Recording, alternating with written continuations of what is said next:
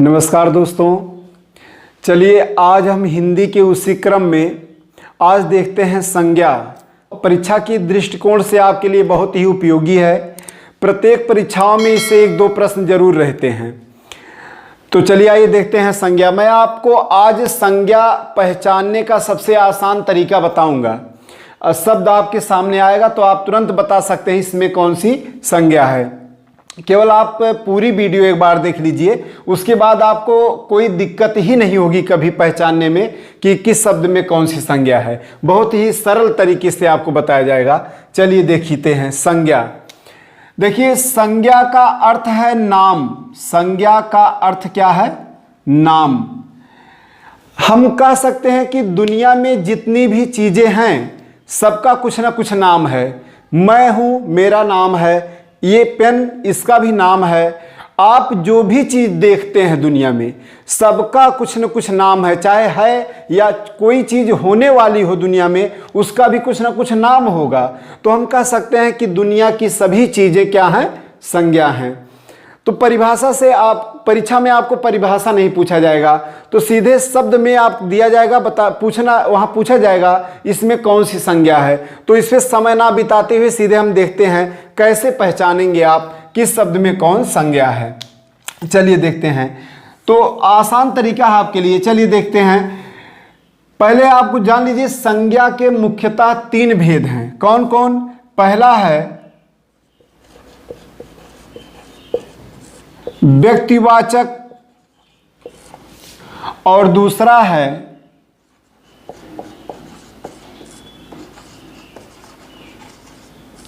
जातिवाचक और तीसरा है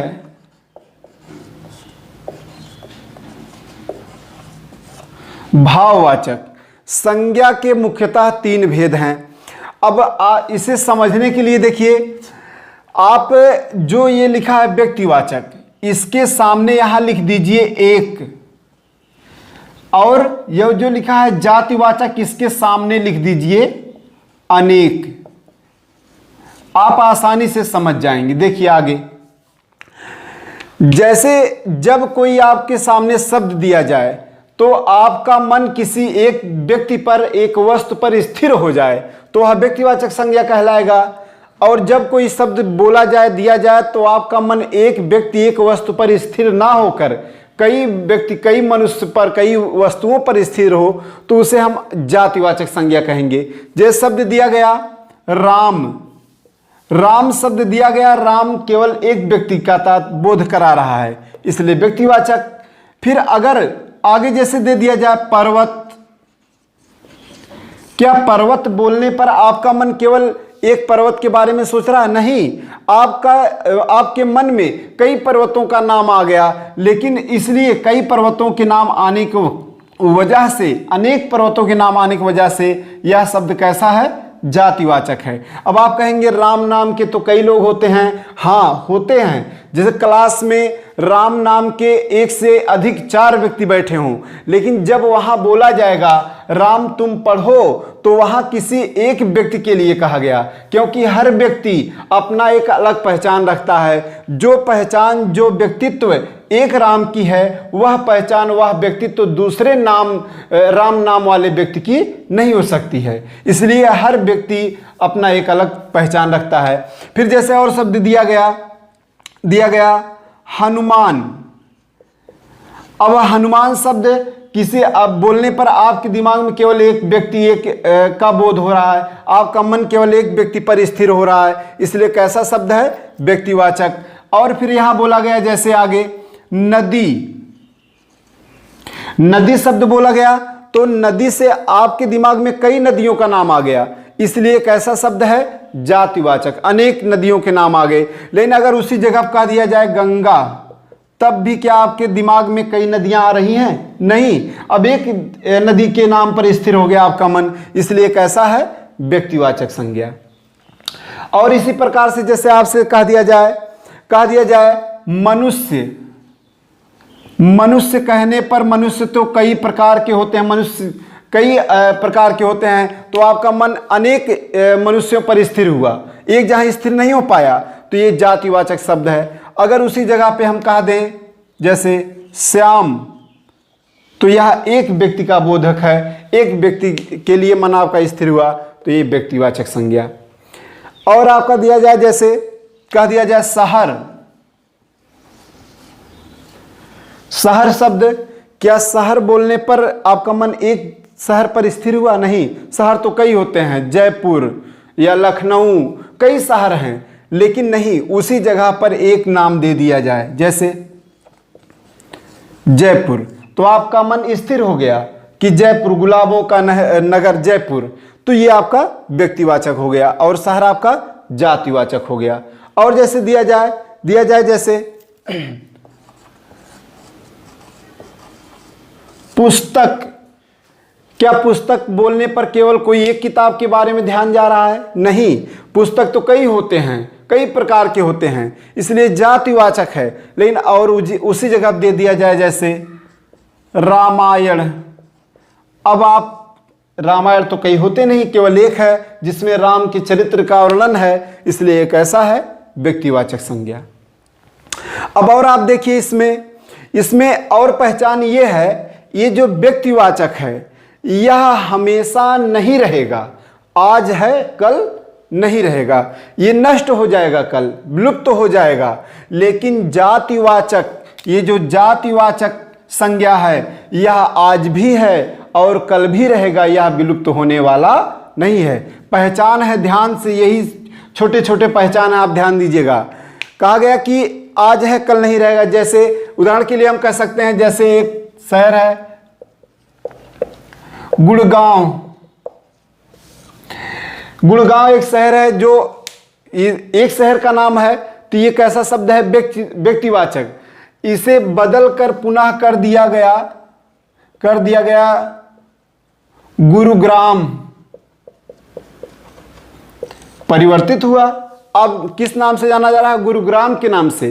तो वही हमने कहा, व्यक्तिवाचक आज है कल नहीं रहेगा, और इसमें हम परिवर्तन भी कर सकते हैं। जैसे जयपुर को आज जयपुर कहा जा रहा है, कल बदल दिया जाए, कुछ और नाम दे दिया जाए, परिवर्तन किया जा सकता है। लेकिन जातिवाचक हमेशा रहेगा और इसमें कोई परिवर्तन नहीं किया जा सकता। जैसे गुड़गांव एक आपका व्यक्तिवाचक संज्ञा है, अगर इसका जातिवाचक संज्ञा शहर को हम कभी बदल नहीं सकते। ऐसा नहीं कि शहर को हम गांव कहने लगेंगे, तब भी शहर था, आज भी शहर है और हमेशा शहर रहेगा। हमने विशेषता 2 बताया, विशेष ध्यान दीजिएगा।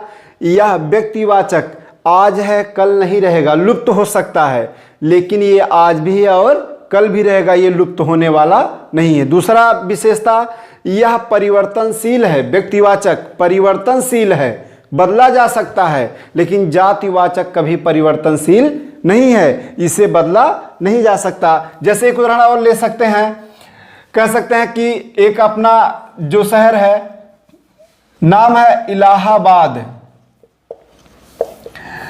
इलाहाबाद एक कैसी संज्ञा है? यह एक व्यक्तिवाचक संज्ञा है, लेकिन इसे बदलकर, ये परिवर्तनशील है, इसे बदलकर आज के वर्तमान समय में क्या कर दिया गया? प्रयागराज।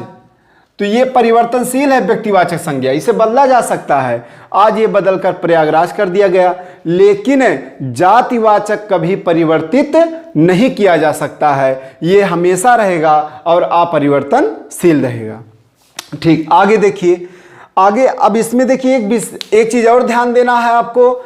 कई शब्द ऐसे हैं जो वाक्य पर निर्भर करते हैं कि कौन सी संज्ञा है, व्यक्तिवाचक है कि जातिवाचक। उसे देखिए, जैसे आपके सामने नाम दे दिया जाए, देखिए जैसे लिखा गया विभीषण, कैसी संज्ञा है? व्यक्तिवाचक, क्योंकि विभीषण एक व्यक्ति का नाम है। आगे सीता, व्यक्तिवाचक संज्ञा है, सीता एक व्यक्ति का, स्त्री का नाम, एक विशेष। आगे दिया गया जैसे हरिश्चंद्र, कैसी संज्ञा है? व्यक्तिवाचक संज्ञा है। लेकिन अगर वाक्य में यही आए, वाक्य कैसे दिया हो, ध्यान देना, ये व्यक्तिवाचक जातिवाचक कैसे बन रहा है। जब वाक्य में दिया हो, वाक्य में कैसे, जैसे लिखा जाए देश में विभीषणों की कमी नहीं है।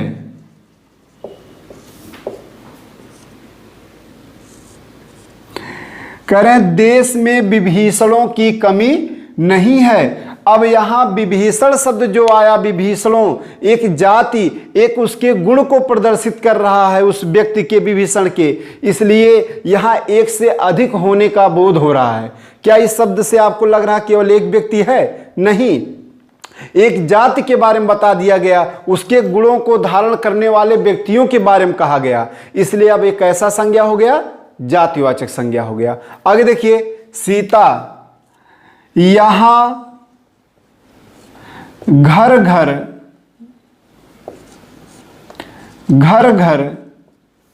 सीता हैं।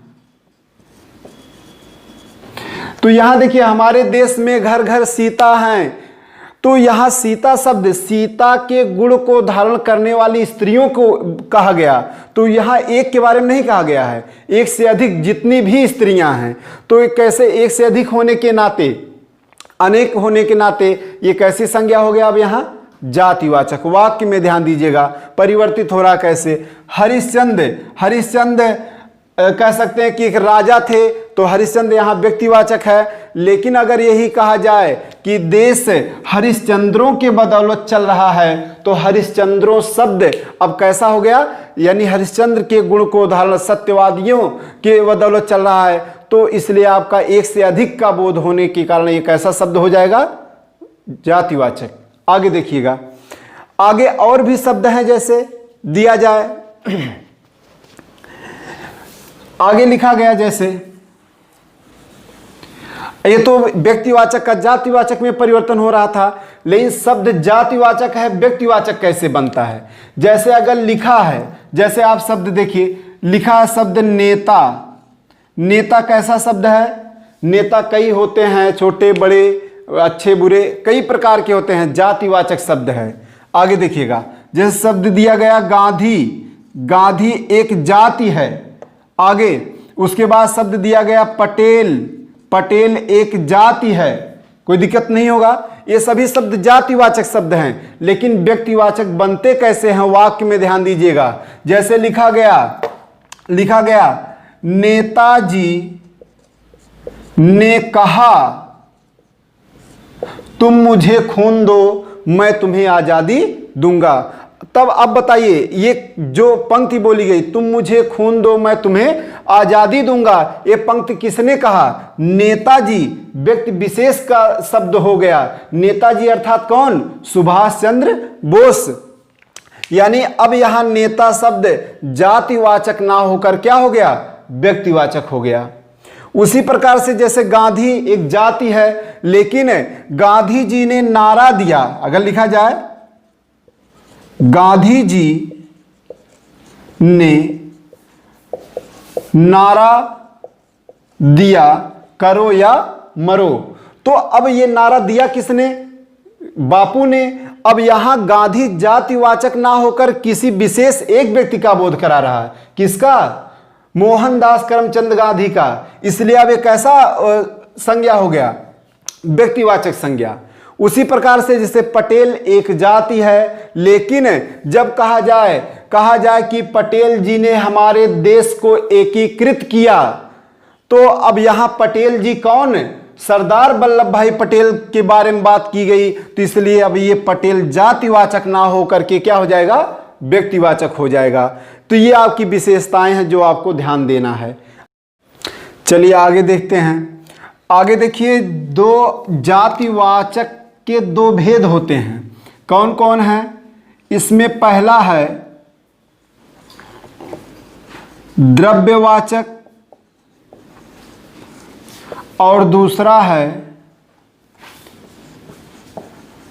समूहवाचक।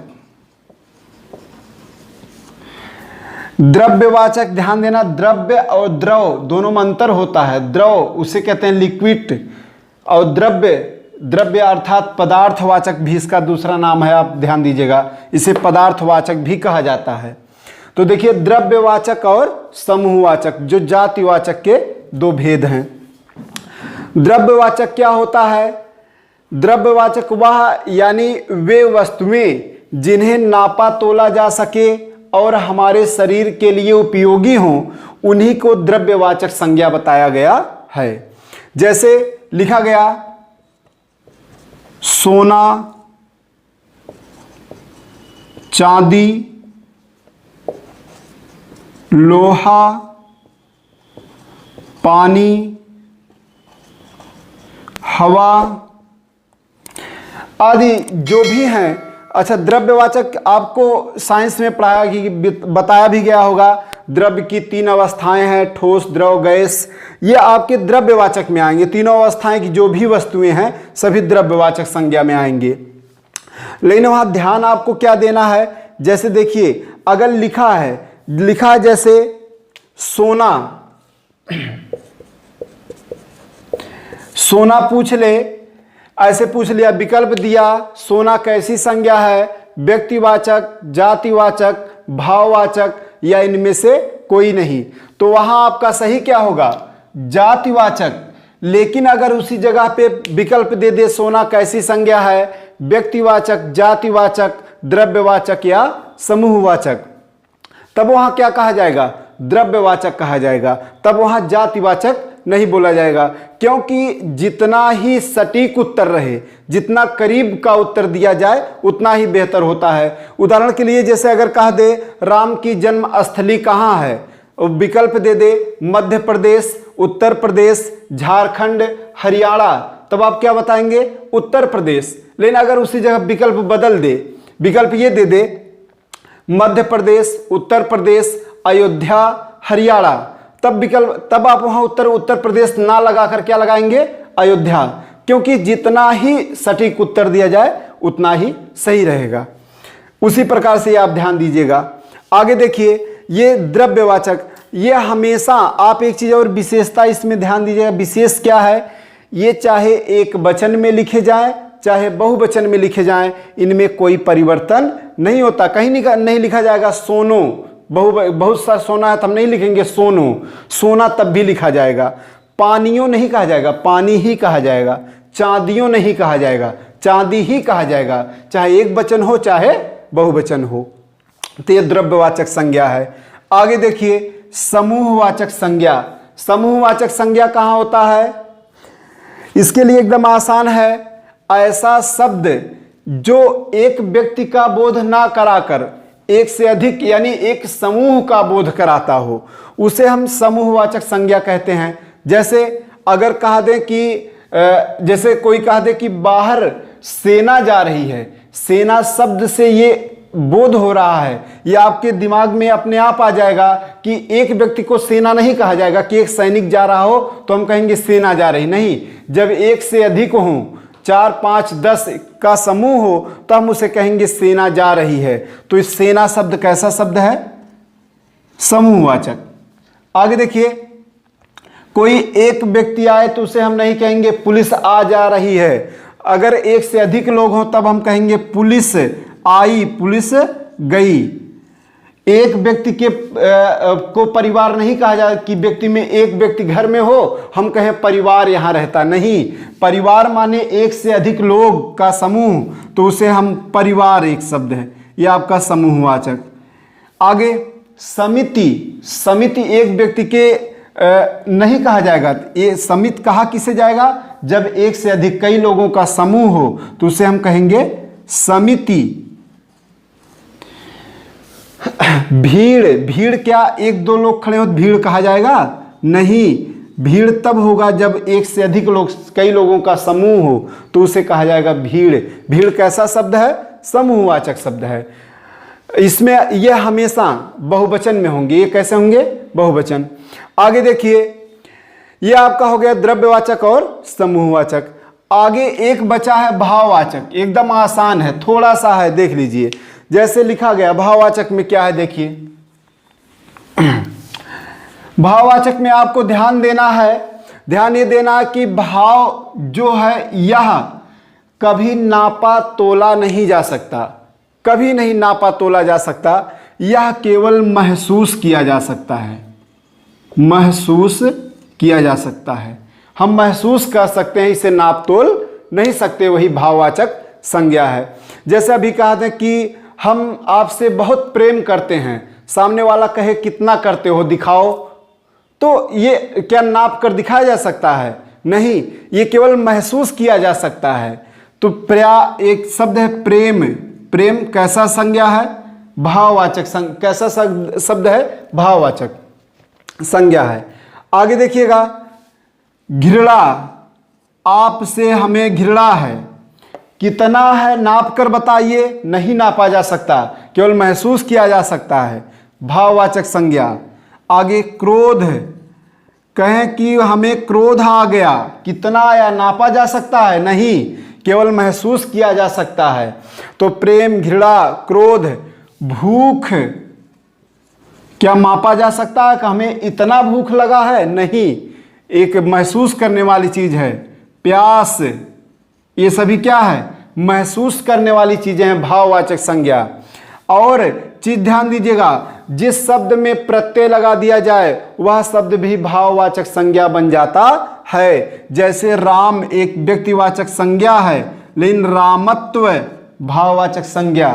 कृष्ण एक व्यक्तिवाचक संज्ञा है, कृष्णत्व एक भाववाचक संज्ञा बन गया। और एक चीज याद रखिएगा, अगर भाववाचक शब्द बहुवचन में लिख दिया जाए तो बन क्या जाएगा? अगर जैसे एक शब्द है बुरा, इसी बहुवचन बना दिया जाए, बना दिया गया बुराइयां। बुराइयां कैसा शब्द है? ये अब आपका जातिवाचक संज्ञा हो गया। कैसी संज्ञा? क्यों? क्योंकि जब भी भाववाचक का बहुवचन बनेगा तो वह हमेशा जातिवाचक हो जाएगा।